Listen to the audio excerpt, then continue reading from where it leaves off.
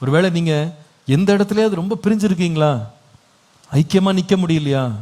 நிறைய வேளை அந்த பிரச்சனையை பற்றி ஊருக்கெல்லாம் நம்ம சொல்றோம், எல்லாத்தையும் போய் நம்ம பறைசாற்றுறோம், மற்றவங்கள்ட்ட எல்லாம் போய் நம்ம மனசெல்லாம் கொட்டி தீக்கிறோம். ஆனா யார்கிட்ட சொல்ல மறந்துடுவோம்? நான் கர்த்தர்ட்ட போய் ஜெபம் பண்ண மறந்துட்டோம். தேவனிடத்துல போய் அதை ஜெபம் பண்ணி பாருங்களேன். அந்த பிரச்சனையை போய் கர்த்தர்ட்ட ஒப்பு கொடுத்து பாருங்களேன். ஆண்டவரே, என் குடும்பம் இப்படி இருக்கேப்பா, எங்களால் 2 பேரும் பேச முடியல, எங்களால் ஐக்கியமா இருக்க முடியல, ஒன்றா இருக்க முடியல, இப்படிப்பட்ட ஒரு பிரிவினையின் சக்தியை உள்ள கொண்டு வந்துட்டானே ஆண்டவரே, இப்படிப்பட்ட போராட்டத்தை உள்ள கொண்டு வந்துட்டான், என்ன செய்யணும் ஆண்டவரே, இதுல நீங்க தலையிடுங்க, ஒன்னா நிக்க வைங்கன்னு சொல்லி பாருங்க. கர்த்தர் தலையிடுவார். எல்லாவற்றுக்கா ஜெபம் பண்ணுங்க. பிரச்சனைகள் போராட்டங்கள் வரும்போது மனுஷன்ட்ட போய் சொல்வதை விட, சுய புத்தியில சார்வதை விட கர்த்தரை நம்பி அவர்கிட்ட போங்க. உன் சுய புத்தியின் மேல் சாயாமல் உன் முழு இருதயத்தோடும் கர்த்தரில் நம்பிக்கையாயிருந்து உன் வழிகளில் எல்லாம் அவரை நினைத்துக்கொள். அப்பொழுது அவர் காரியங்கள் எல்லாம், பாதைகள் எல்லாம் என்ன பண்ணுவார்? செவ்வையாக்கிடுவார். பிரச்சனைகள் எல்லாம் ஆண்டவர் பெரிய, எந்த பிரச்சனையும் அவர் தீர்க்க தேவன் வல்லவர். மனுஷனால் இது கூடாதுதான், தேவனாலே எல்லாம் கூடும். தேவனாலே கூடாத காரியம் ஒன்றுமே.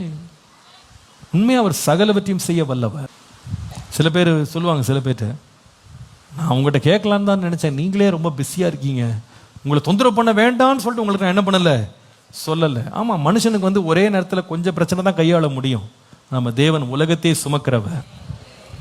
மனுஷனுடைய அத்தனை பாவங்களை தன்மேல் சுமந்து கொண்ட வல்லமை உள்ளவர் நம்முடைய தேவன். அவர் சொல்றார், வருத்தப்பட்டிருக்கியாப்பா, வா, நான் அதுக்கு தான் இருக்கேன். வருத்தப்பட்டு பாரம் சுமக்கிறவர்களே, நீங்கள் எல்லாரும் என்னிடத்துல வாருங்கள், நான் உங்களுக்கு என்ன கொடுப்பேன். நம்ம தான் போறதில்லை, அதான் பிரச்சனை.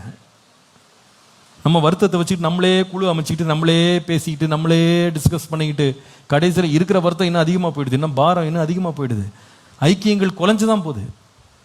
அதிக வசனிப்பினால் என்ன உண்டாகுது?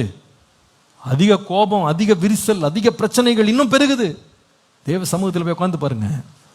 எல்லாவற்றையும் சீர்படுத்துகிறவர் கர்த்தர். எல்லாவற்றையும் அவர் சீர்படுத்துவார், எல்லாவற்றையும் குணமாக்குவார். அவரை நோக்கி பார்த்த முகங்கள் பிரகாசமானது, அவர்கள் வெட்கப்பட்டு போவதே இல்லை. எதுல நிக்கணும் இன்னைக்குன்னு கேட்டா, ஐக்கியத்துல நிக்கணும். ஐக்கியத்துல தேவன் ஒருமனப்படுத்த முடியாத காரியம் ஒண்ணுமே கிடையாது. ஜெபம் எவ்வளவு முக்கியமானது பாருங்க. நம்ம வாழ்க்கையில பிரச்சனை வராதுன்னு கிடையாது, வரும். ஆனா பிரச்சனைகள் நடுவில் எல்லாத்தையும் தேவனிடத்தில் கொண்டு போய் கொடுத்து பாருங்க, சகல விதமான அதிசயங்களை நம்ம வாழ்க்கையில கர்த்தர் காண பண்ணுவார். இந்த வார்த்தை யாராவது ஒரு மனைவிக்கு தேவையா இருக்கலாம், ஒரு கணவனுக்கு இன்னைக்கு தேவையா இருக்கலாம், ஒரு பெற்றோருக்கு தேவையா இருக்கலாம். நம்ம நிறைய பிரச்சனைகளை பத்தி பேசுறோம், ஆனா ஜெபிக்கிறது இல்லை. அறை வீட்டை பூட்டி கொண்டு போய் ஜெபம் பண்ணி பாருங்க.